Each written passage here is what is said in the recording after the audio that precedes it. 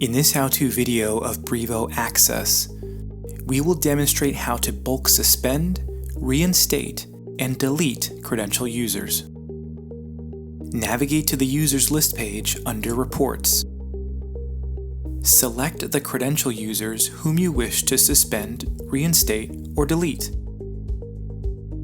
When more than one user is selected, an action bar will display at the bottom of the page. If you would like to select all users on the page, you can do so by selecting the checkbox above the first user on the list. You can select up to 100 users at one time. Once all the users have been selected, choose which action to perform.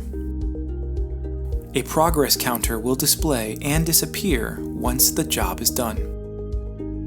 For more information, please visit us at brivo.com or contact your Brivo account manager.